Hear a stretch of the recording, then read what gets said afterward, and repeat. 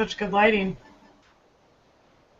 It's my monitor. I think we're starting. Oh my gosh, sorry, you just ruined the intro. Oh, such a new. So we'll pretend that didn't happen, and I'll go with my intro. You unlock this door with the key of imagination. Beyond it is another dimension. A dimension of sound. A dimension of sight. A dimension of mind. You're moving into a land of both shadow and substance, of things and ideas. You've just crossed over into the Geeks with Wives and Capes, episode 63. Welcome, everybody. Hello again. It's your favorite time of the week. It's Thursday. It's 8:04 p.m.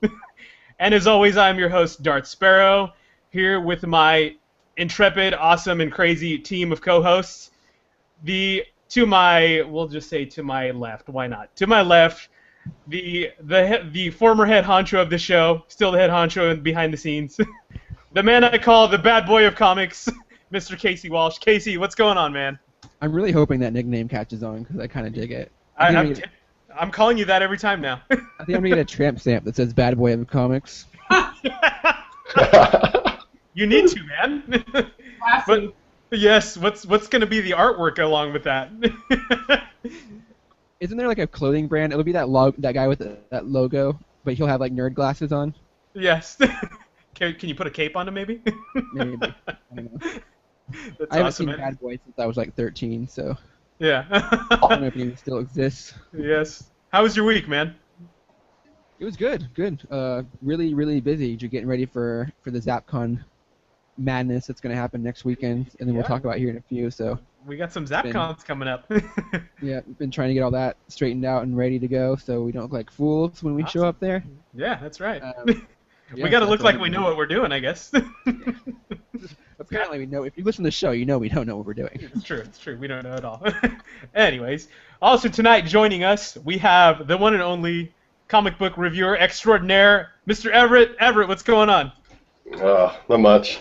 It's just 5 in the morning here. I was just going to say, we're always talking about how bad we feel when you come on because it's like ungodly early for you. Oh well. There's nothing else I'd be doing right now anyways. Except sleeping, maybe. Except maybe sleeping. That's cool, That's what happens man. when you choose to live in Sweden, Edward. It's your fault, really. Yeah. I totally chose this just so, I could wake up at 5 in the morning and talk to you guys every day. I knew it. That's how much you love us. Yeah. Awesome, man. Well, we're glad to have you back. We promised each other we were gonna try not to get too wild with the Arnold impressions this time. Oh, come on! But we make no promises, okay? We promise nothing here. We definitely don't promise professionalism on the show. So that being said, before it gets too wild and out of hand, we will introduce our lovely guest tonight. We are almost a week down to the week countdown to Zappcon, which is Fresno's very first comic pop culture convention. We are so excited. We're going to have a big presence there. And tonight, we are joined by one of the awesome staff members of Zappcon. She is also a geek, cosplayer, steampunk aficionado, Miss Sarah Gonzales. Sarah, what's going on, Sarah? Woo woo! How's it going? We're super excited. Yeah, no, I'm happy to be here. A little sleep deprived, but aside from that, good. I imagine there's a lot going on in your world right now, and that's why you're sleep deprived. It is. Well, I'm nothing on Jen, but we just put together our program, and that was quite the feat. Right? I know. I gotta stop you right there. I felt so bad because I saw the program today, and I was like, "What the fuck? We're not on here." So like I called Jen up at her store, and I'm like, "Jen, what's going on? Why aren't we on there?" She's like, "I'm pretty sure I added you." I'm like, "No, it's not here. I've read the thing 5 times. We're not on here." And she's like, "Yeah, you are. Page 12." And I'm like, "Oh." Yeah, I feel like an idiot. I'm so sorry for wasting your time. Yeah, cool. Thanks. Have a great day. Bye. Bye. Now. Queen. No, we had to drop the font size down, and we had to cut a lot just to try to squeeze it all in there, and we wanted to add artwork in there for all our awesome artists that came through and did different renditions of Zap for us. So. Well, I mean, Will, you shouldn't have requested to have your name in like big 32 font size on the front cover. You guys know I'm the diva of this show, all right? I'm sorry. What am I gonna do? All right, I'm the face. Remember that. So before we get too deep into Zappcon, let's talk about you a little bit, Sarah. We always ask our guests their origin story, so kind of tell us about your geek history. We'll say. Well. Were you not ready for that question? No. I probably started with drawing. My brother always had his monster manual laying around, and when I was really little, he would force me to bring them glasses of water in order to hang out while they played D&D. And I know... You must pay the penance to join. Yes, I was sort of their like pseudo-slave in order to hang out with the boys. Right. So I would draw all the dragons, and then when I was about 8, my sister started taking me to Ren Fair, and she made me a costume. And I joined a dancing group. We did English country dancing. And, ran around with daggers in my belt, which, of course, I got yelled at for. Yeah, let me stop you for a second. What exactly is English dancing?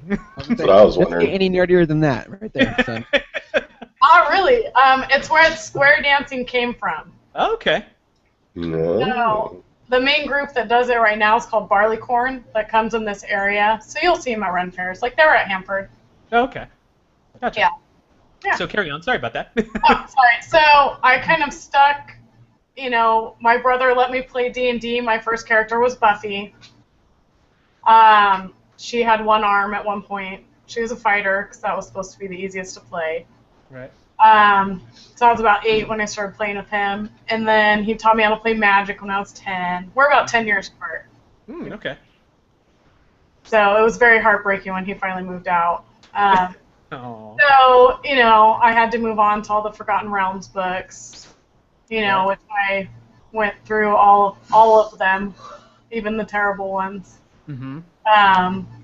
So I always liked, I don't know, the Halfling was always kind of obnoxious, but for the most part, they're good. So, The Hobbit, and it kind of snowballed from there. Like, I used to, work out and stretch so I could be like Highlander. That was the plan. Whenever it came on, it was very motivating. Highlander. There can be only one. That's right. Yeah, and I'm pretty sure I roleplayed as Highlander, so I was the one. Uh-oh. Take it easy. Don't even get my sword over. We don't want a death match over here. We're going to start cutting some heads off. I'm going to fly to Sweden and fucking get that shit through customs. So it was interesting to see at Ren Fair how everybody started dressing like Scotsmen. I mean, Right. Everybody wore kilts. I'm just like, okay, whatever. Yeah. And now it's more pirates. A lot of people dress as pirates apparently now because of Pirates of the Caribbean. I don't know anything about that. That sounds like Pirate Highlander. I don't know anything I assume the kilts got popular because it's so hot, and then you get that nice draft. Everyone wants wool on their backside. I mean, The convention would stink. That sounds great. Will's like, oh, but I'm wearing a kilt this time. Thanks, dude. so when I started dating Sammy, we kind of kicked it up a notch. We started playing D&D together with our friends. He made me listen to Harry Potter in the car, so that's how I got interested in that, because I never really caught my interest before then. So it was very kind of fantasy-based, and the idea of modern witches and wizards was just kind of ludicrous. Okay. I'm since a convert. I really love Harry Potter. Yeah. And he gave me the whole background of Stargate on a date once. We went on this huge drive, and he's like, there are these aliens that take over your bodies, and they act like gods, and it was all very confusing until I actually started watching it with him, and then I was like, oh. This guy sounds like a winner. Well, I found out, we started watching Next Generation, Star Trek, recently, and I was super nostalgic about it, and I was like, why do I love this show so much? And I realized our family used to eat dinner and watch Star Trek, and so that was like the connection of being a little kid, all my siblings, mom and dad, watching Star Trek. Nice. Folks, But yeah, the lesson is if you don't have a significant other who's a geek or a nerd, they are out there. Right, Sarah? Well, I'd sit around. Yes, right. I was kind of a closet nerd, though. I remember telling guys in high school that I played D&D, and they were super shocked every time. And I was like, I don't know. I can't. I like be the dance commissioner at school and play D&D. Not allowed. Not. Surprised you weren't expelled. That's breaking social hierarchy. Not unless you're part of the chess team as well. Well, I played volleyball. I don't know. So I guess it didn't really fit the profile, but I was never very shy about it. I mean, my Ren Fair costume was always my default costume for Halloween. Nice. I could just imagine when you walk into the D&D session and you're wearing those volleyball shorts, and then everything just stops. Did you go to the prom like in your dancing kilt or whatever? No. Or in cosplay? It wasn't that cool. I did have I wish friends, I had. they showed up in togas one year, and I was super jealous. Yeah, man, I should have. Yeah, why didn't I think of that? You're like, jeez. But yeah, I would have done drama and things like that, and I do Shakespeare. I wouldn't call them plays, but they're renditions at Ren Fair. Mm-hmm. I'm generally somebody's wife or love interest. Oh, okay. Like this. Really good. You provide the romance and the factor. Yes. Awesome. So tell us how you got involved with Zappcon. Sammy actually taught art to MJ's kids.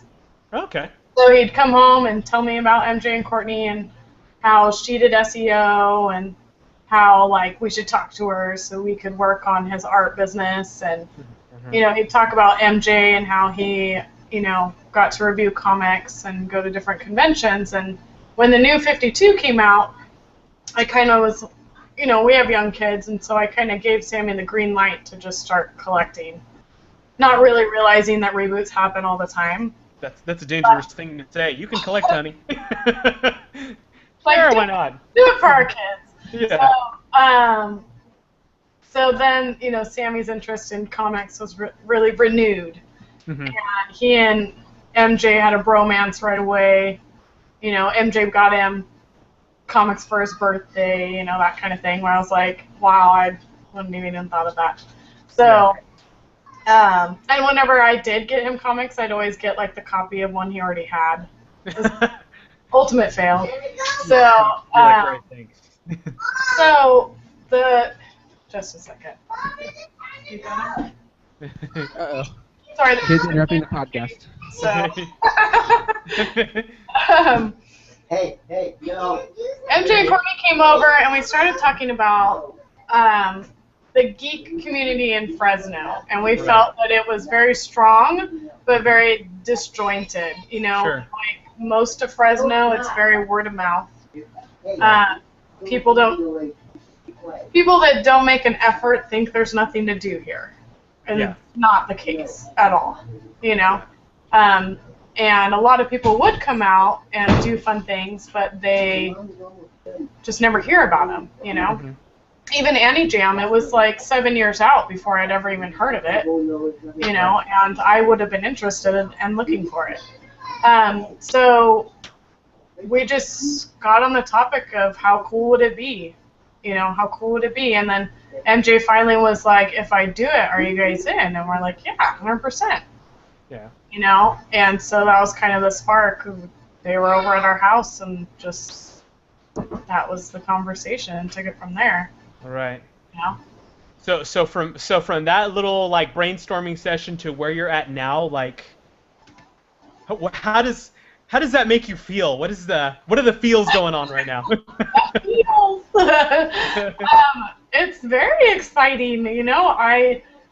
It's one of those things that when we started, the vision was so far out that it was hard to imagine it really happening. Right. And so to see the wheels churn and all the people that have come together to help us out and make it happen has just been amazing. I don't know. Hey, geek nerd dreams can come true. How long did it take from that time to now? It's probably been 2 years. Okay, 2 years. Got it. Hey, I feel that's pretty quick. Yeah, that's a quick turnaround.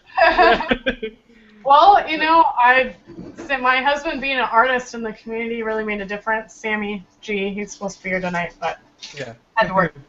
But so he knew David, and David knew Jen, and Sammy had been going to the Crazy Squirrel since it opened, and so they just, it's come together as a really synergetic team.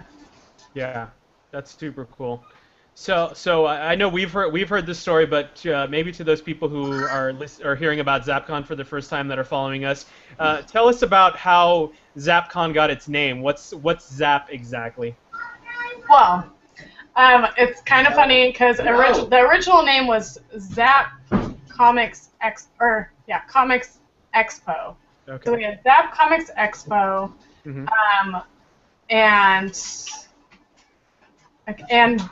Gaming by the Crazy Squirrel. It was this crazy long title. It was a mouthful. That wasn't gonna quite work. And then it especially turned out bad when we realized in Zap Comics Expo it would spell sex at one point. Like on the website. So maybe you can go back to the original name here. Go back to the original name. Nah. Girl, that'd be like, what is this? More eyes on the site. What is this sexpo going on? No. So that immediately tossed that idea out. And it was actually MJ and Courtney that came up with Zap. And there used to be an amusement park in Fresno at the turn of the century that was like a standing fair, essentially. But the wife of John Zapp she was like a former circus performer. So she would like do these like horse riding shows where she'd stand on their backs and he would wrestle bears, So it was the closest thing to comic books, at that time in the world, So they had like a lagoon. It was wild. It was out. Sounds like one of Everett's weekends. I was about to say, I will fly there and go to Zappcon right now if Casey will wrestle a bear. Hey, he's the bad boy of comics. He'll do it. The Bear and the Comic Geek Fair. It's a Game of Thrones reference. Yes. So that's kind of where the story comes from. It's local. It's interesting. A lot of people never even heard about it. I think the only thing there is now is a closed bar that is titled, Zap's Bar or something to that effect. Yeah, I know a lot of us that have lived in Fresno for a while have driven by it at some point, I'm sure. They had some weird artwork on the wall, I think I remember. Yeah. Just to reset, Fresno is in California. We are an international podcast, so just to be clear, everybody. Whoa. This isn't Fresno, Sweden? Are you kidding me? No, it's not Fresno, Sweden. Damn it. We are in the armpit of California. The awesome place. That's about to be on the map for Zappcon. Yeah. So let's talk about all the awesomeness that's going to happen next weekend at Zappcon. Why don't you tell us some of the awesome guests that you have lined up, Sarah, for Zappcon? We have Kerrigan Mahan. He is the voice of Goldar, and he's done a lot of other voice acting and traditional acting. Goldar, that's the big gold dude with the wolf face and the wings. Yeah, from Power Rangers. Power Rangers! I will destroy you all! Yes. Four villains were defeated by mild gymnastics. Oh, come on. Goldar almost killed the Green Lantern using a candle, okay? Oh, the Green Ranger? Oh, yeah, that's the Green Ranger, not the Green Lantern. That would be amazing. Goldar killed the Green Lantern? Goldar's awesome. Crossover idea. DC, Seriously? listening? Seriously. Goldar. Yeah, man, Tommy's still on the new rendition of that show. Oh, yeah, he is. Well, I think what was so exciting about it was one of the first live-action shows in America for kids, That's true. Sammy and I sat down and we watched some live-action Spider-Man from Japan, and that was fun. Terrible, you mean? You mean terrible? Well, Yeah, I was about to say that sounds awful. it's like the cosplay picture of the guy who's like giving a boost to Batman to get him over the wall. Oh yeah. You know. Anyways. So along with that, we'll have Blake Foster. He is also from the Power Rangers. He was the Blue Ranger. He was the only tween Ranger. He was Justin Stewart, if I have it right. Okay. So I I think. don't know, I'm more of a Beetleborgs guy myself. Oh god. Big bad Beetleborgs. Wah, wah, wah. Beetleborgs had like the clown version of Jay Leno as their Alpha 5. I mean, come on. Oh my god. That's right. That guy had like a massive chin. That's So terrible. Blake's really cool. You know, we're excited, you know, to have them and to have their presence and, you know, really kind of dig into, because he came back and reprised his role as an adult as well. Okay. You know, so he got deep roots in the Power Rangers. For sure. Now, will he be showing up in costume? Is that required of him? You know, honestly, I don't think that was in his agreement. You better rewrite that shit right now. Send him an email. Come on, don't throw this there, but you could be like, hey, Jason David Frank does it. I think that just like throws the gauntlet down. They're like, okay, cool, fine, I'm bringing the suit, whatever. Give me Amy Jo Johnson's number and we can just call it today. Yeah, we call it. He has I mean, I don't know if you saw the picture on our website, but he looks pretty good. And Yeah. he's cute on the website. He's in his blue suit. Nice. So maybe we'll get lucky. I Hey, mean, who knows? grew up to be a pretty handsome guy, so. Yeah, gotcha. So who else we got? Off the top of my head, I'm sorry, it kind of makes me go brain dead. That's The okay. whole, like, tell me a story effect. Tell me a joke, you know. We have some gaming guests coming. Tom Jolly, he has a popular game right now called Wiz War, where you get to play dueling wizards. I thought that was the urinal game they invented a couple years ago. Not that game.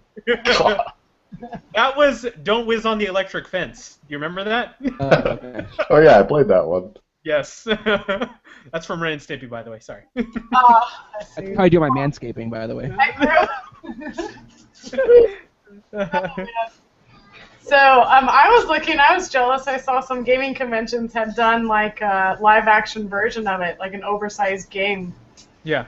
So I was jealous. I didn't think about that. We also have Christine Sprankle. She's known as C. Sprankle Run.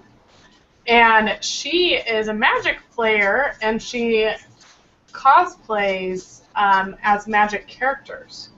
Okay. So Very cool. that's a girl after my own heart, in that Right. you know, I've been playing Magic for a long time. The artwork was always a big draw for me.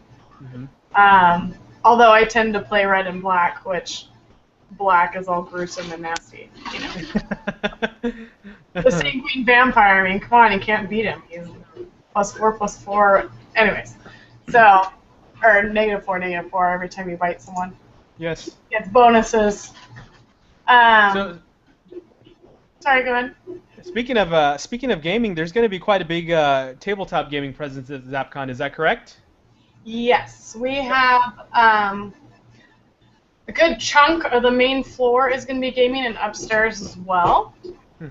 We have mini gaming going on. There'll be an open board library for people to play, and collectible card games like Magic. There'll be a tournament going for Magic, and Yu-Gi-Oh! And My Little Pony. Awesome. Who do I have to talk to become a color commentary for the gaming tournaments? Wait, I'm not sure I understand. That's about right. Like, do you mean like a commentator like for League of Legends when they do Potato? Yeah. Give me a microphone, let me walk around and just fucking go at it. Well, we have Artemis coming, which they do a deck simulator where you get to like have your starship team like Star Trek style, and you compete against another team on monitors. So you're play. That's the only real video game. We really wanted to do a League of Legends tournament, it just didn't work out. But I was totally kidding, by the way. People are gonna be sick of me by the time this thing's over. I guarantee you. You're gonna be like, it's those guys again. God, who invited them? They're in everything. As long as you use an awesome commentator voice and you come up behind them real low, Yeah. and Joey is going to play his. You can give away all the spoilers of what they have in their hand. You're like, and that was a nice move there, buddy. Great job. Oh no! Don't play the skeletons. You're all, we got this down. Don't do that. Are you sure you want to do that? Is that your final answer? Okay. Yes. Anyways. That'd get me punched real fast. I know. Especially around here, buddy. So a lot of the game designers, like Mac Martin, will be there as well. They are going to play with people, so they will be available. Like Levi, Moat, and Sarah Sharp, they designed Ruse. It's a popular game that just came out. They did a successful Kickstarter for it, and it's a Victorian steampunk card game about murder. Oh, that sounds cool. Yeah. Do you guys think it'd be like intimidating to play with, like somebody who like designed like Magic, for example? Yeah, I was just gonna say that. I'd be like, that guy's either gonna be on my team or I'm not playing. Yeah. Because you'd be like, nope, you can't do that. That card doesn't work with that card. Sorry, get out. Either that or he'd pull a card out of his sleeve and look what I just designed. This beats your whole deck. Drawing cards on paper. Like, Yeah. Yeah, he's like, hold on, I have an answer to that. I'm playing that one. That sounds awesome. That's super cool. How does one get signed up or involved with the tournament stuff? When you come in, there'll be a ticket seller, essentially, that from what I know, Magic is the only one requiring tickets. Okay. So they're going to be in $3 increments. Okay. So you can buy your tickets ahead and then go out and use your tickets as needed to play in the Magic tournament. Yeah, I know. I per se don't play card games, but I know there's a ton of people who do. I imagine that's going to be huge. Well, usually Magic tournaments, they draft, and so you have to pay because you're getting to take home new cards. Right. So that's we really wanted it to be affordable. Once you got, you paid so much to get in the door, we want you to be able to enjoy the rest of the day and not feel like you got nickel and dime right and left. Yeah, not like these other conventions that are charging for panels now. Fucking Jesus, are you kidding me? That's insanity. Who's charging for panels now? They all are. They all are. New York, Oh, sorry, go ahead. Oh, no, I was gonna say, I think New York Comic Con's charging for most of their popular panels that they charge for now. Wow. They're also taking away people's props and not giving them back, apparently. They don't give them back? Yeah, that's what I was told, but we can get into that later. Good stuff. Good stuff, New York. But the kids will have gaming too, so it's kind of really going to be a hybrid, kind of 50-50. So we're unique in that sense. As far as I know, nobody else has tried to have a large gaming element at a comic book convention. So it's instead of it being a comic book convention with some gaming or a gaming convention with some comics, we're really trying to make a geek convention. Yeah. And you know what? I can for sure tell you, Casey and I are super excited that we have such an amazing level con that's going to be finally in our hometown, where we don't have to travel, like 3 to 4 hours to get to something cool. Right. Yeah, and I know there's a ton of people in the valley that are super excited about this. So, hats off to you guys. I can't imagine how much work is going on right now behind the scenes. Well, like I said, Jen, my husband, of course, and David are fairly amazing. Like, the level of skill between the four of us, it's like our lives built up to it, Yeah, to this one great moment in time. I've started blogging like 2010 probably, and I do the Fresno Frugalista site, which is woefully, underappreciated right now because I haven't been working on it. Mm-hmm. But because I did the blog, I'm able to run the website, so there's little things like that have just made a big difference. Right. So. So on top of some of the guests you've named, I'm looking at the site. There's also going to be some great artists that have worked on everything from Marvel and DC to a lot of freelance and independent stuff. Also, M. Strange, who is an avant-garde filmmaker, is going to be there, and he's going to have a screening of his brand new film. You know anything about this brand new film, Sarah? I've seen the trailer, and it's kind of creepy. So it's kind of a Tim Burton kind of feel to it. More nightmares for me. That's right. It's okay, buddy. I'll hold your hand. And he does everything. He does the animation and the voice acting and everything, from what I understand. So when he's, talking about his filmmaking techniques and animation, I mean, he's the one who did it, 100%. Right. So he's coming out from San Jose, and so we're really excited. He's one of the first people to come on board with us. Yeah. So we really appreciate all of that, And we're getting an exclusive premiere. That's pretty exciting. Yes. Yeah. Very Very cool. So we have a couple professors coming out that their background is writing about comics. We have Professors? Ugh. Really? I know, right? One of them, Charles Hatfield has won an Eisner for his work. So, you could say they have credentials in what they know. So they'll be doing a round-robin panel, to discuss how comics affect education. And along those lines, my husband, claims that the only reason he ever wanted to read as a kid was he would play video games and try to read comics. And, if you couldn't follow the directions in the video game, like Legend of Zelda, you weren't going to be successful. So you had to be able to read. Yeah. So for him, that was a big influence on his life.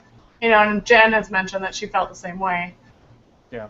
So there's that's definitely a cool panel. So if anybody has is bringing along, like, I don't know, their parents or significant others who might be still the old school mind frame that comics are just rubbish, that'd probably be a good panel to take them to, don't you think?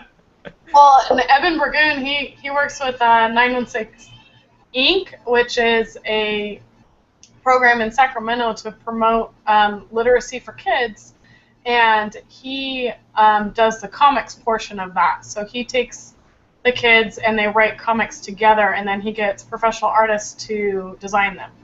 Okay. They get to see their ideas and their writing become comic books. Excellent. So that's awesome. he actually is doing a kids panel, and they're all free of charge, the kids panel, and he's doing 2 all-age panels. So if you want to get in there and learn what it's all about, in terms of layout and how to progress your story and all of that, he's the guy to talk to. Yeah, There was awesome. people when I was a kid. I know. No, serious, man. All I That have would have helped a lot. All I have still is can't the read. monster manual. Who's reading your comics then, Casey? Somebody reading them to you? Yeah, my wife reads them to me. That's nice. We call it story time. Stories. Sarah, I understand that there is, what did I see? Something about a kids' corner? What's that about? Oh, we're doing a kids zone, to just kind of step it up from just having an area for the kids to color. Yeah. So Todd the Snake Man will be there. He's a reptile rescuer in the Central Valley. Mm-hmm. So if you find a boa constrictor, he's the man to call. Nice. Did we give him a background check before we allowed him to come? Actually, he is covered. He has insurance and everything, so don't worry. Oh, all right, we're good. Yeah, it's legit.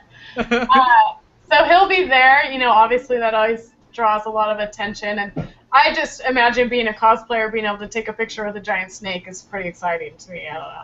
Yes. I have a Todd the Snake Man in my neighborhood, and I don't think he has the credentials that would be required. Yeah, he's not the kind of guy you go for conventions. Casey, if there's a guy in your neighborhood and he's like, hey, check this out, I got my snake right here. I found this thing out in the back. You want to touch it? That's probably not the guy you want to be around, okay? And he's a very southern guy in California. Hey, you'd be surprised, Everett. Yeah. This is a kids zone. So we'll also, we wanted to do something like Jedi training, but that's very trademarked. So we're having a superhero training. Hey. Which is very generic, until we can, work that out. And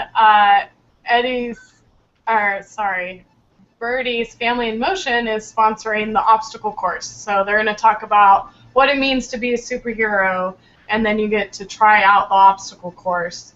What? An obstacle course? What are we doing in this obstacle course? We're going to have to film that. This is going to be a segment. It's also mild gymnastics. Man, I'm out. I'm done. Yeah. Do we get to fight a Power Ranger villain at the end? Do we fight Goldar? Yeah, Goldar. Are the putty going to show up? Like... What the hell was that noise they were making? I don't know. That's the noise, right? I'm working on a face painter. That's kind of been difficult, but hopefully it'll all come together. Right. And we're going to have gaming for kids, so role-playing. There's a game called Adventurer Maximus that's kind of a pre-D&D game. Right. To give kids a chance to see what it's all about and the magic of creating your own character and getting to choose, what kind of hero you get to be. Yeah. There's a lot of magic in that first moment, even though your character usually dies by level 2. That's a beautiful thing. And for me as a kid, it was all about rolling dice and building my character. Sure. That was, maybe that's the girl perspective, but that was a big part for me. I spent a lot of time drawing my characters. Yeah. That was really fun. So I just want to introduce them to the fact, at a young age, that there's more than Sorry and Candyland and, the games that everyone always, where you're never friends at the end of it. Right. So I just really wanted to get them a taste of that. And we'll have a photo booth. I bought some Ninja Turtle masks today to wear in the photo booth. So. I know where I'm hanging out. That's right. Okay, so we're going to be there.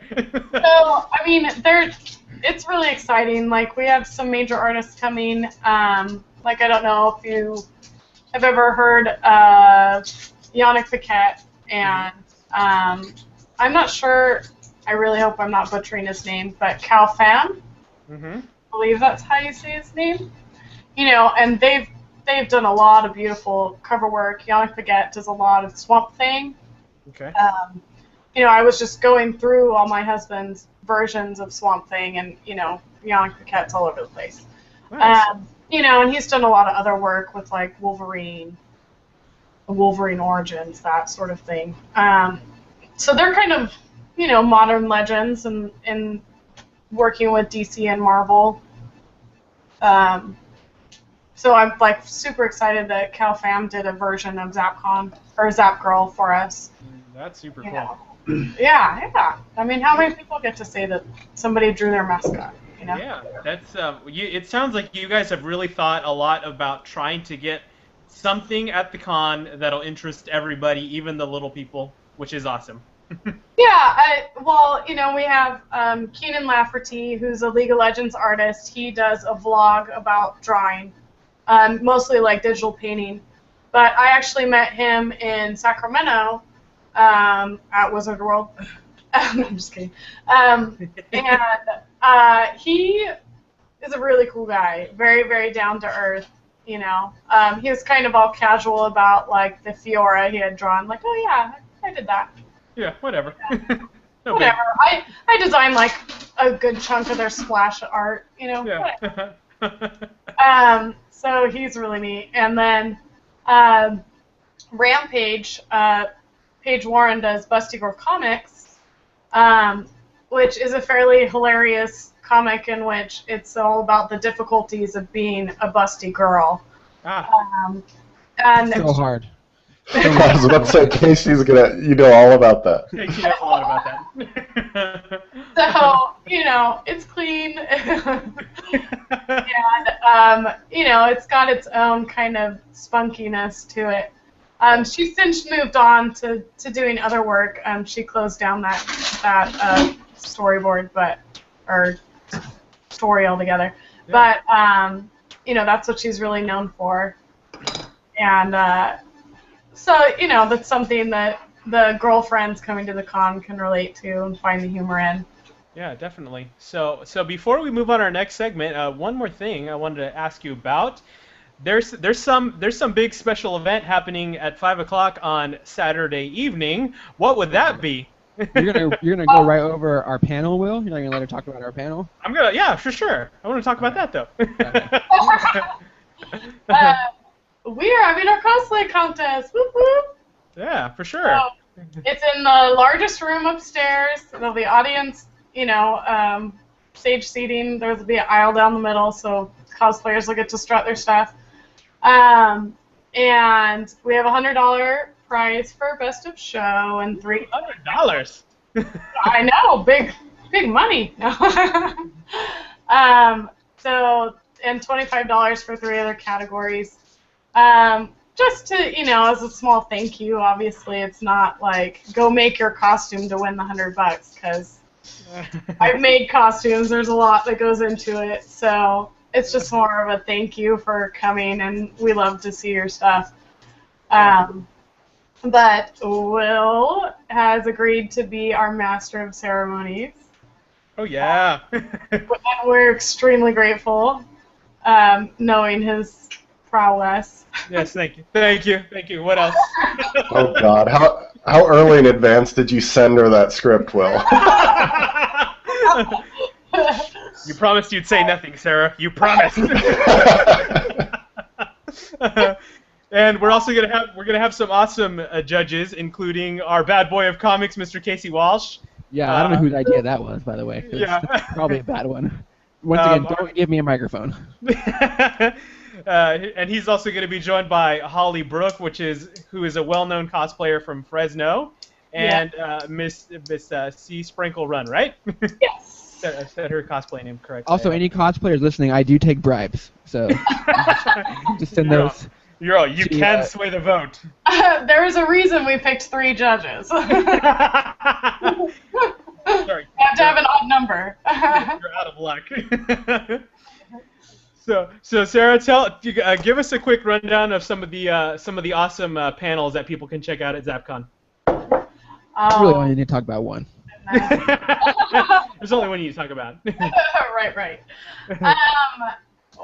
There is a plethora of panels, so much that I'm going to pull up the schedule right now.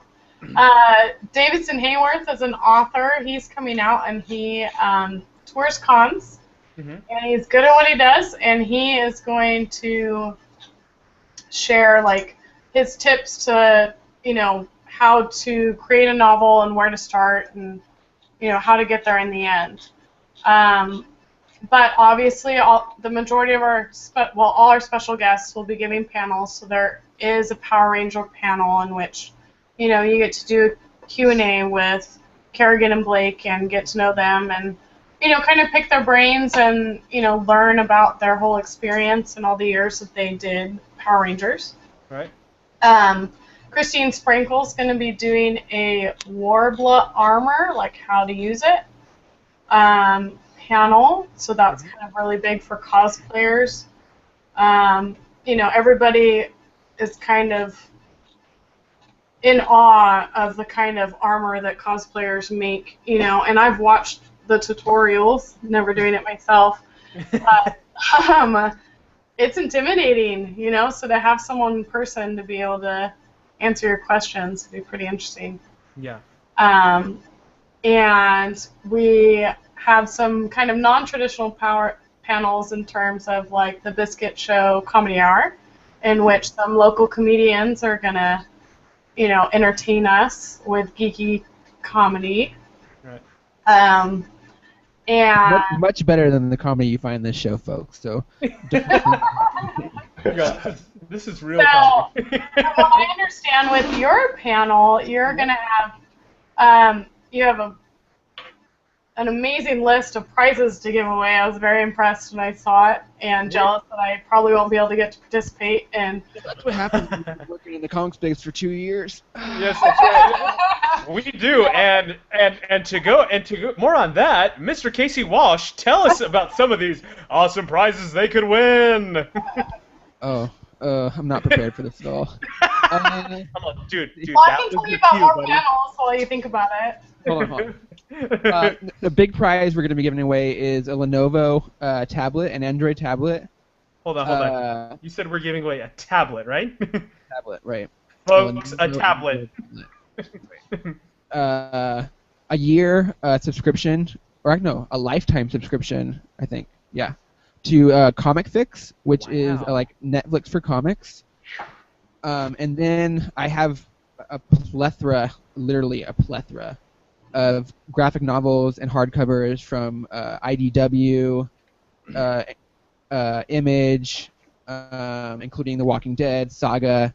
What else? Valiant sent me every single volume 1 of every single one of their books. Wow. So yeah, if you were looking to get into Valiant, I got you covered. What else? Oh man, I got a Groot pop vinyl to give away. Yes. Very hard to come by nowadays. Yeah. Oh yes, there's a I might steal this one, so it may not show up to the panel. But there is a rated 9.8 rated Judge Dredd #1 encased in plastic, all ready to go for your wall and your collection. That once again something that's very hard to come by. You're not going to find it anywhere else. Are you talking to the listeners or me?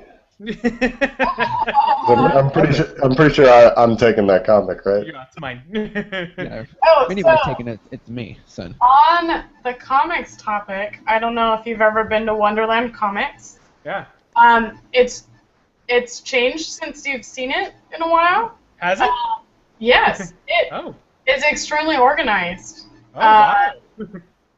Wayne has a friend down there who is slowly organizing all of it. My husband took a picture, and it's beautiful. So, but he's been around since the 70s, and he's kind of a staple for Fresno in terms of like having comics since the 70s. You know, so if you're looking for something specific, he's kind of the guy to go to. Gotcha.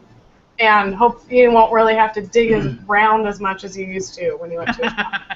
So, but he is going to be doing kind of a history of comics panel, which I'm excited to get him out because, you know, he seems like a bit of a homebody. Yeah, So I'm really happy that he's going to come around and chat with us. And, you know, he doesn't want it to be the focus of his panel, but he has it on good authority that he was the inspiration for the comic book guy on The Simpsons. I could believe that. So, and yeah, so, you know, that's something that's kind of Fresno famous right there. Yeah.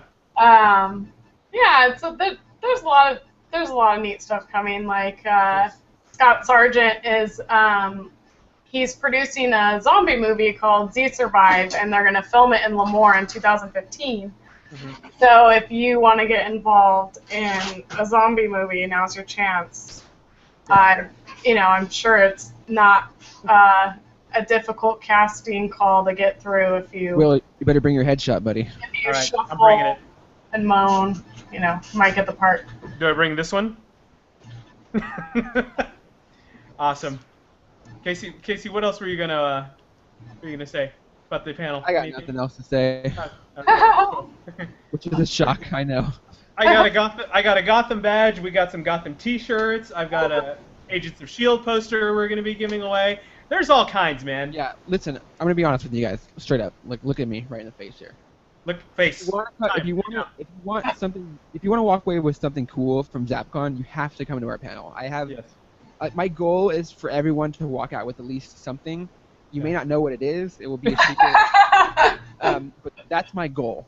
So everyone that shows up in that room, I hope that you walk away with something. If not, talk to me afterwards and we'll work something out. Hey, you might even get a superhero ring pop because I got a box of those. Yeah, So I really want people to kind of show up for the panel. The idea is to have a good time, interact with the audience, and kind of do what we're doing now and just chat about comic books and TV and movies and stuff. So please come out. I have all that stuff to give away, and I would feel so bad if no one showed up.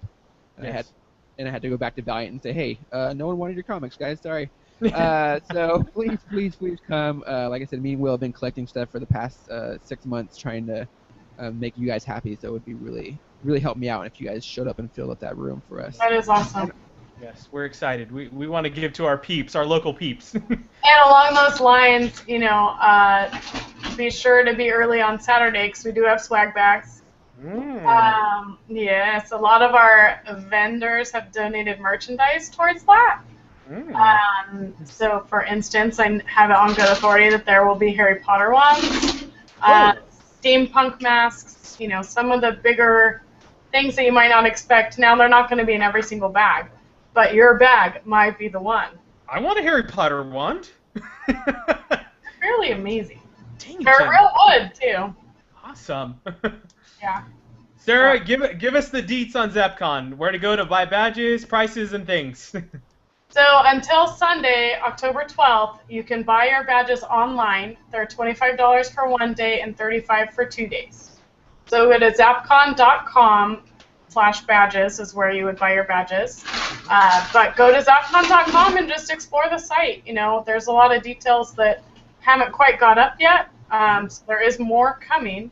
But I think you could spend a good half hour just looking around and reading our program and checking out our Artist Alley. I mean, we haven't even touched on that. There's a lot of amazing local artists and people that are coming from Nevada, Oregon. They're coming from all over California. So this isn't just completely small potatoes. Don't be like me and just skim the site and then get mad because you don't see your announcement there, and then call the board members of Zappcon and yell at them, and then feel like an idiot when they're like, "No, it's on page 2, dumbass." Oh, hey, ass. Look at the other page. Sign up for our newsletter. There's a lot of fun that comes out of that. And our Facebook and Pinterest. Our content doesn't just, overlap and do the same thing every day. So you can enjoy us through different venues. Yes, awesome. And what are the hours of the con? Gaming is, so technically it's like 9 to 9:30 on Saturday, but the vendor floor is 10 to 6. Got it.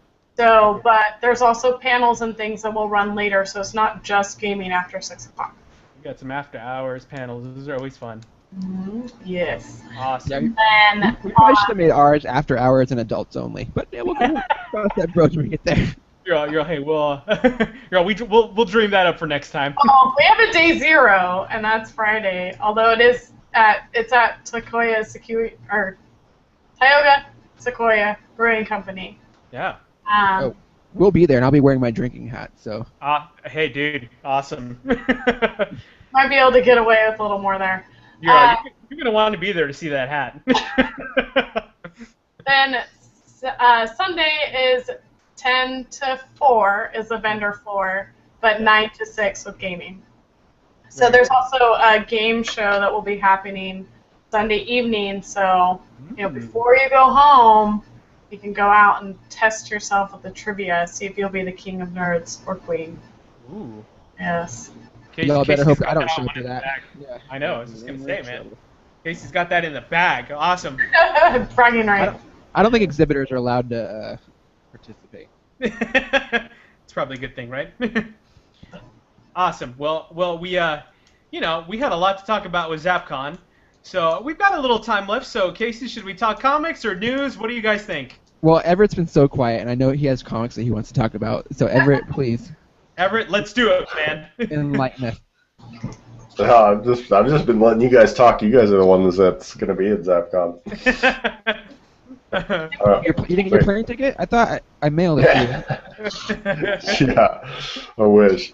So it's been it's been a light week for me, just because I've been moving house and everything. But I did get to a few comics. I read Earth 2, World's End #1 by DC. That you could see on our review page.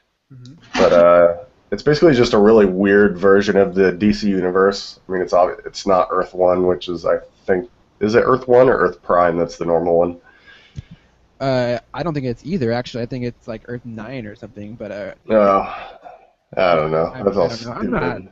You're all it's Earth crazy. That's all I know. We're discussing writing trivia, and Sammy was like, "It's gonna have to be really flexible because if you ask for people's origin stories, I mean, what version are we talking about?" You know? Yeah.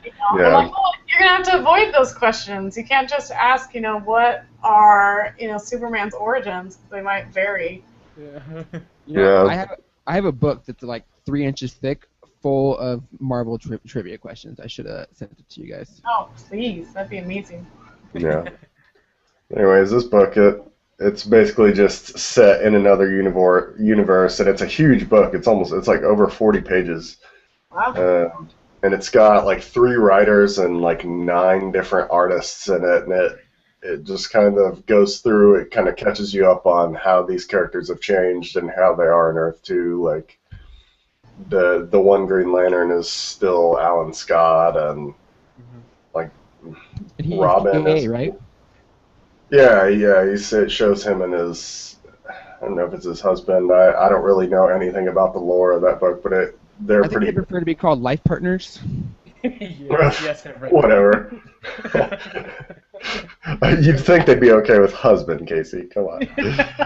But yeah, Alan Scott's a pretty big part of the first part, and then it kind of goes crazy and just starts killing off a bunch of people, and it's almost like Injustice. Like Superman goes crazy, like he gets possessed by Darkseid or whatever, and I don't know, Batman and a couple other people die, and people take their place. Like, I don't know.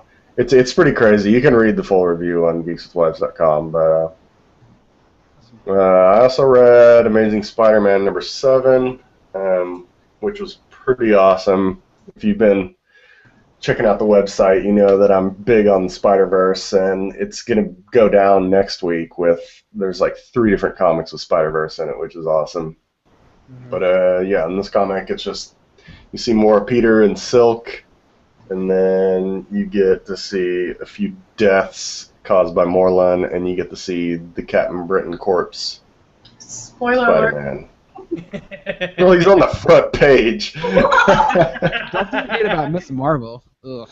Oh yeah. The new Camilla Khan, Miss Marvel's in it. I was a little disappointed that Lockjaw wasn't with her because I love Lockjaw. But yeah, you get to see her. They fight like one of her villains, I think. I haven't read that comic, so I have no clue. You might be able to talk more about that, Casey. I don't read that comic either. That's a Yeah. that's a tweener. Yeah, and then I also read Rocket Raccoon #4 just because I have to, and that comic's hilarious, and it really like comes to a head in this issue, and there's tons of action and fighting and just Rocket being goofy. He's just goofy the whole time. I just love how adult that comic is for for it looking like a kid's book. Yeah. Oh, I know. It looks so like kiddie and cartoony, and like, Rocket has all these like cartoony looking drawings of him where his mouth like goes like way down whenever he sees like a beautiful woman or something, but it's just it's not for kids at all. Yeah. It's pretty awesome. And then Injustice Gods Among Us Year 3 started last week, and the second issue came out this week, and I caught up on both of those because I keep, like, for some reason I thought DC would put a week or at least a week between Year 2 and Year 3, but no, they're like, oh, here's the finale of Year 2, next week, Year 3. Yes. So, yeah, I read that. It's got a lot of Constantine in it, so they're really pumping out Constantine in preparation for the show. And he's actually really awesome in Injustice. I almost wish he was one of the characters that could fight. That way I'd know he'd stay alive. But, yeah. So that's pretty much all I read. It's been light, like I said. Awesome, man. Casey, I know there's a big book you've been like super excited about for months. Why don't you talk about that? All right, so we talk a little bit about Axis, Yeah. which is Marvel's next big event. It's written by my favorite writer, Rick Remender, and we were trying to pronounce the artist's name. I don't remember his name now. What was his name? Kubert, we'll say. Kubert? Oh my god, I'm a terrible comic expert. Yeah, I mean, it's really, it's fantastic. Like, I really loved it. But the huge drawback is it's heavy on continuity. Yeah. So if you haven't been reading Uncanny Avengers, or if you haven't been kind of following that storyline and what's going on in there, and what Rick Remender's been doing with the X-Men and the Avengers and the Unity Squad and all that stuff, you are not going to have any clue what's happening or what's going on. They had a couple of pages where they tried to catch you up quickly, but being a guy like you're talking about that hasn't really read other stuff, I did feel a little bit lost. I felt like there's a lot that I should know that I don't. Yeah. There's just so much that's happened. Like, it's literally been 2 years of build-up to this comic. So, like, you can't fit 2 years of storytelling in 2 pages. Right. And with Rick Remender's writing, everything is just so crazy and out there, and people just die, and universes collapse and come back, and blah blah blah blah.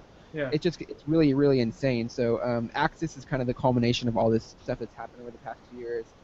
Red Skull has taken Xavier's brain and put it in his brain, and Magneto kills him and then creates the Red Onslaught, and now the Avengers, the X-Men, have to come together and stop the Red Onslaught before he enslaves all of mutant kind and humanity and junk.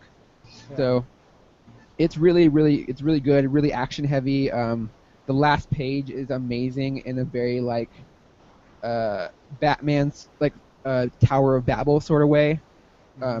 Basically, like Tony Stark has made contingency plans to eliminate the Avengers and X-Men should they ever go rogue, and of course, with Red Skull being a telepath now, he figures that out real quick and is able to use that against him, or is going to use that against the Avengers and X-Men. So, spoilers. Cool.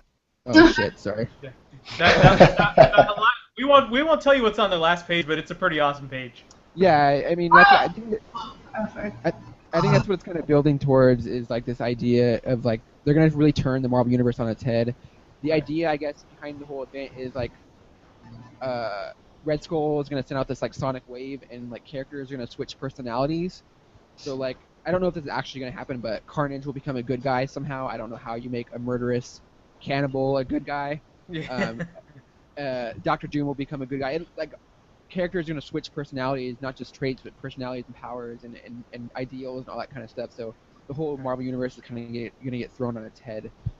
It's really kind of an exciting prospect. And with Marvel events being kind of like lackluster lately, with the exception of Original Sin, I'm really looking forward to this. And the first issue was extremely action-packed, extremely brutal, and really, really set the stage for something that's going to be a lot of fun. Right. Well, I don't know if fun is the word I would use, but entertaining. Entertaining, we'll say, yeah. I also read another huge event, not event book, but kind of another big arc for Batman by Scott Snyder and Greg Capullo, In-Game Part 1.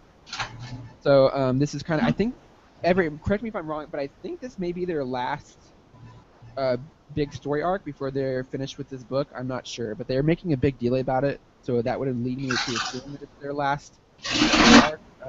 But basically what's happened is in this issue, the Justice League has gone rogue, and Batman has to fight them all. So it's a very cool, like very action-heavy issue where Batman's fighting the Justice League, and whenever that happens, it's always just a lot of fun, and it's always visually stimulating. And of course, he has this giant like mech suit that he uses to like combat everybody, and has a contingency plan for fighting all of them. So yeah, that's what I was thinking. Is Batman always has a contingency plan? Yeah, and everyone out if he needs to.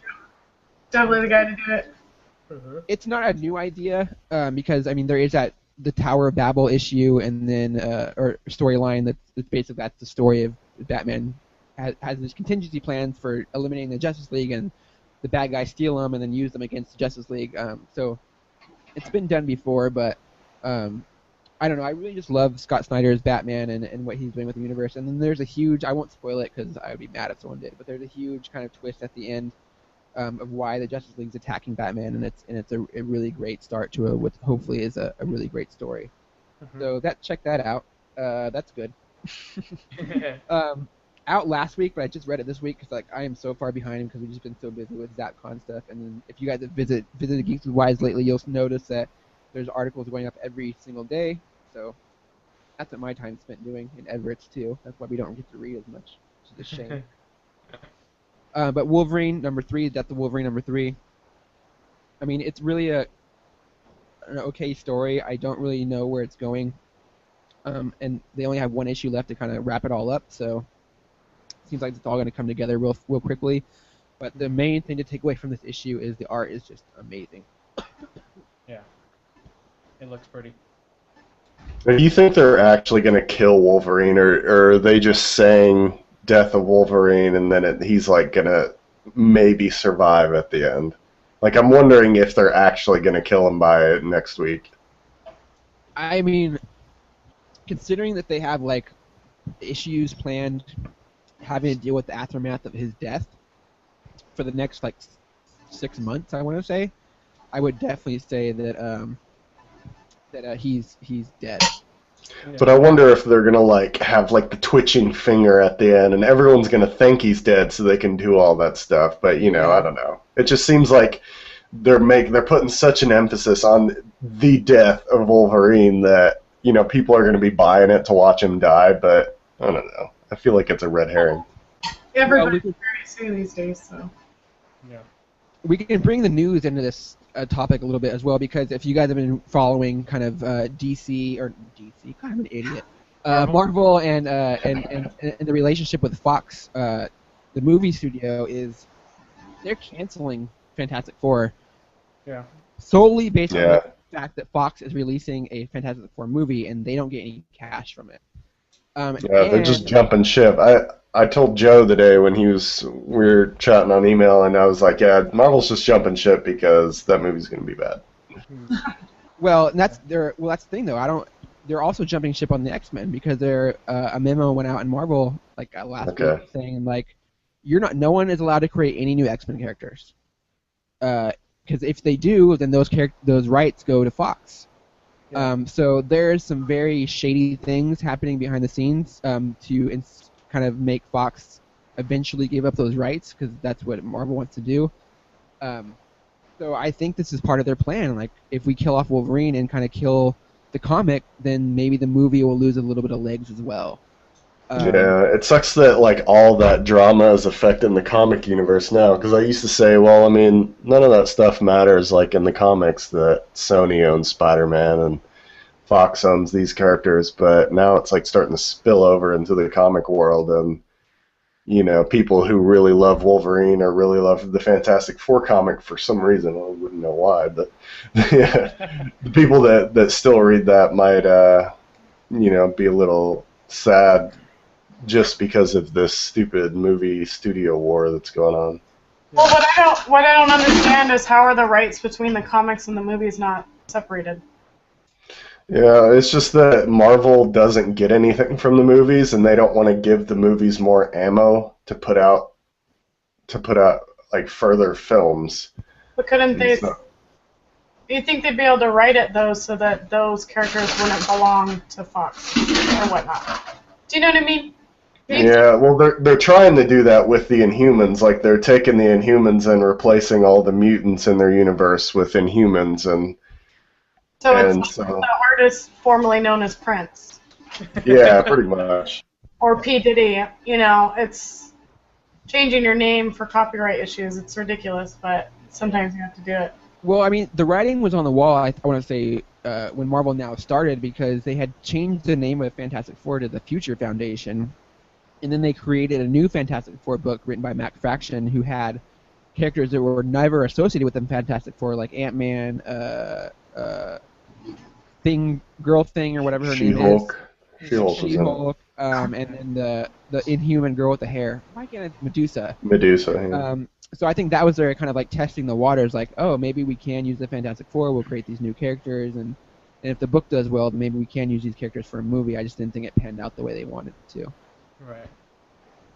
Well, everything I've seen from that movie, like, I saw a headline the other day saying that Fox's Fantastic Four, they're doing everything possible to infuriate comic fans, and I think I agree with that.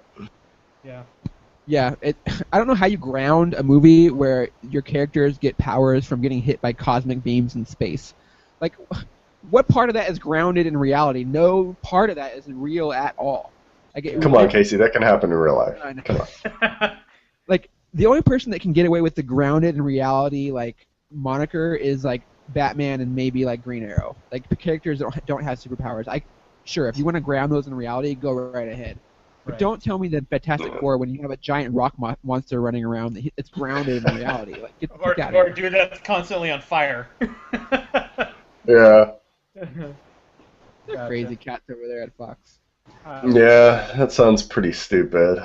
I mean, the whole like race issue has nothing to do with that. I think it just sounds like a bad movie. Like the picture of Doctor Doom I've seen, he looks like a troll. I have to look this up now. Yeah, there's like green screen pictures of Doctor Doom, and he's like, I don't know, he looks like a swamp witch. That's what I keep saying. He's got like little, I don't know, his armor's like supposed to look like vines and stuff. I don't know, it's weird. Yeah. Yeah, it's gonna be interesting when that movie comes out and when we start seeing some stuff from it, because I mean I've even heard that they're not gonna have costumes. Like they're gonna have like these containment suits. It's just all very strange. Yeah. And Containment suits, is this like good. Steampunk Fantastic Four? I don't get it. Yeah, I don't know. I think whoever wrote that movie is drunk. Yep. Oh, I think I found the green screen picture. So I'm gonna can I talk about a comic real quick and then we'll wrap up? I'm gonna do that. Go for it. I read October always brings a nice slew of Halloween themed comics and things like that. There was a comic that came out a little bit back, which was Afterlife with Archie, which was like one of my favorite books of this year. I just love the whole zombie theme. I like the very nostalgic artwork style that Francesco Francavilla always has. So that was like one of my favorite books. So along that same category, this week, Chilling Adventures of Sabrina #1 came out. I saw that on Pinterest. All right, I'm going to tell you guys right now. If you watch the show with Melissa Joan Hart and you're thinking, hey, I used to love that show, I should pick this comic up, do not do it, all right? This comic is very, very, very dark, okay? So Wait, dark. The same Sabrina?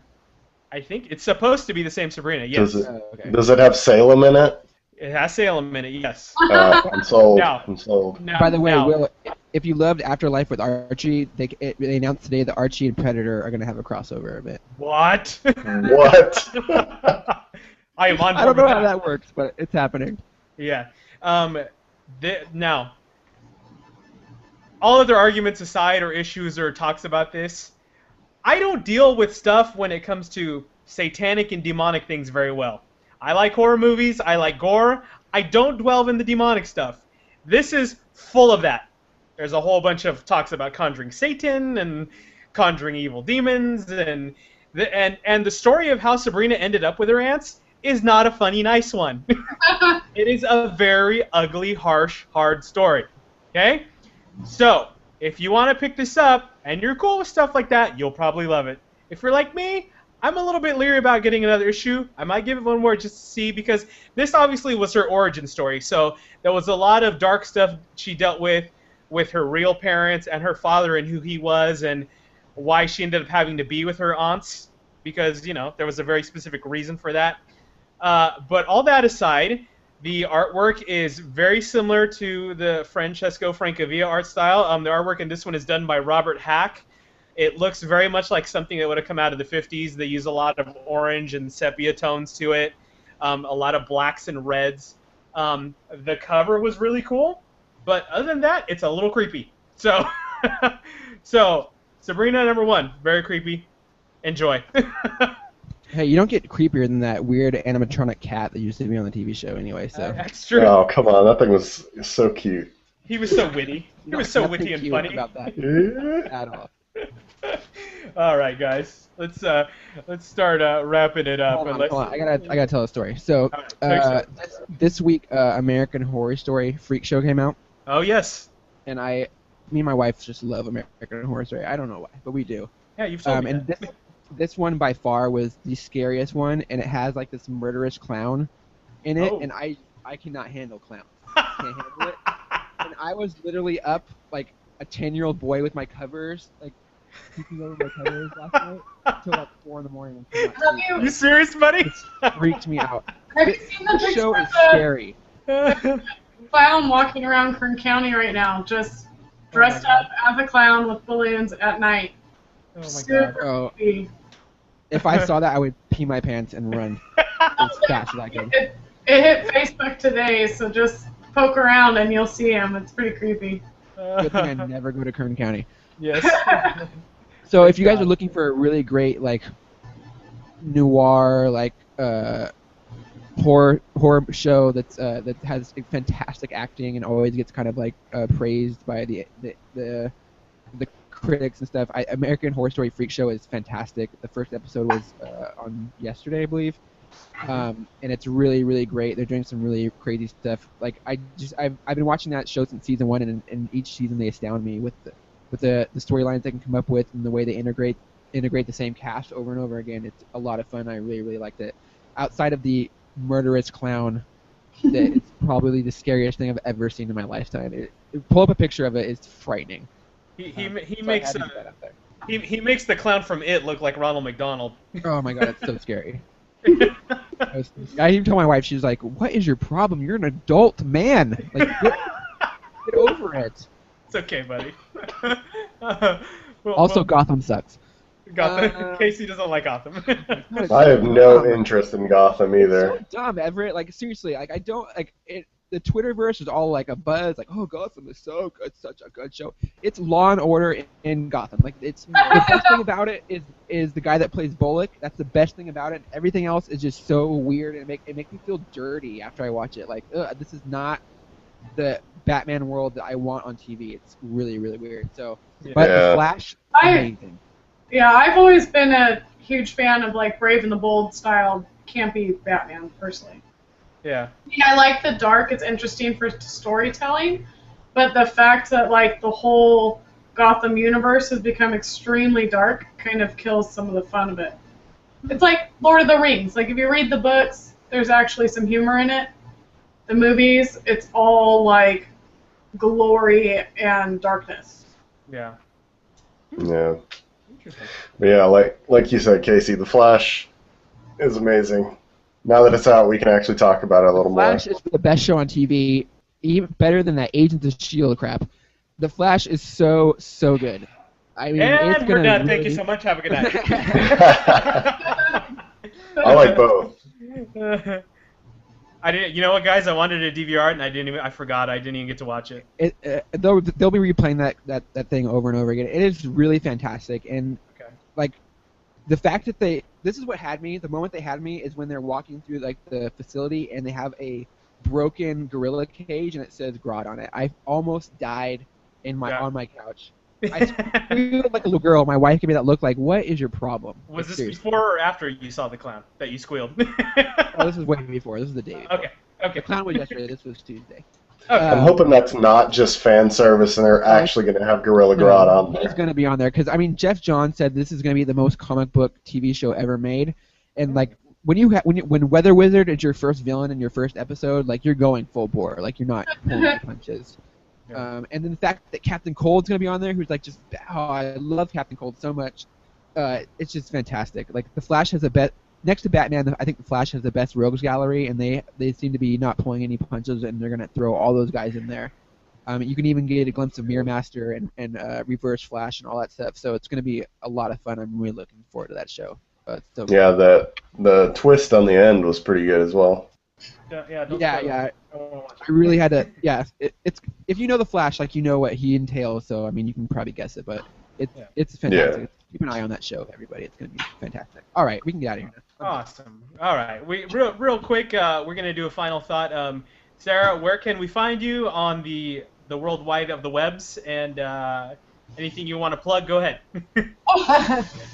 Zappcon.com. It's with 2 P's, so Z-A-P-P, like Zap Boom Bam.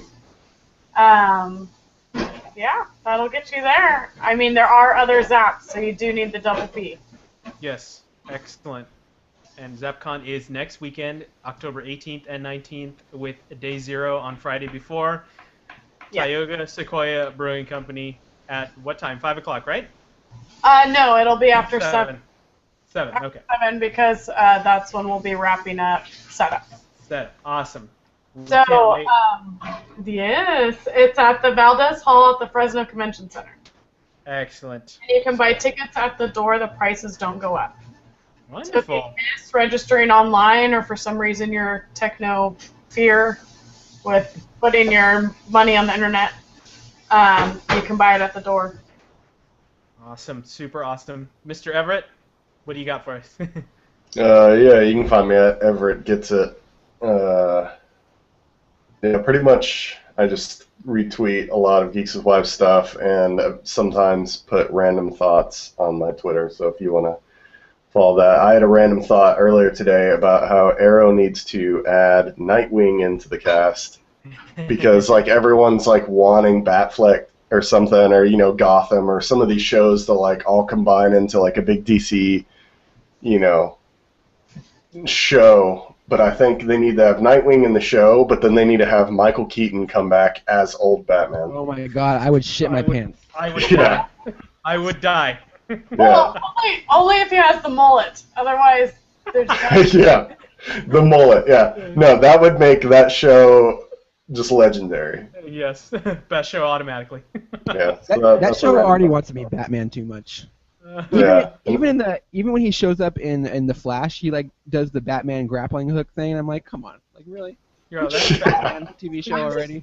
I'd be down for some Batman Beyond. Yeah. Oh yeah, Terry McGinnis. Come on. Yep. Yeah, do it. Excellent. Casey, what do you got, man? Oh man, you can find me at Casey's Comics or GWW Capes Crew. That's usually where I'm tweeting from. You can also find me and Everett and Will at geekswithwives.com. We are posting stuff every single day: comic reviews, introducing indies, previews. What else do we have up there, Everett? Character profiles. There's all kinds of stuff. Superhero spotlights. Toy reviews. Toy reviews. I know it's I did want to mention, since I'm a big Nova fan, that Marvel Heroes, I think Nova's coming out next week. Yay! So, yeah. Oh yeah, so we're going to start streaming video games, which is kind of a new thing for us. Everett will be doing that, and he'll be doing it with Marvel Heroes. I will probably jump on there pretty soon and stream Shadows of Mordor, because I'm really loving that game. That's pretty much it for me.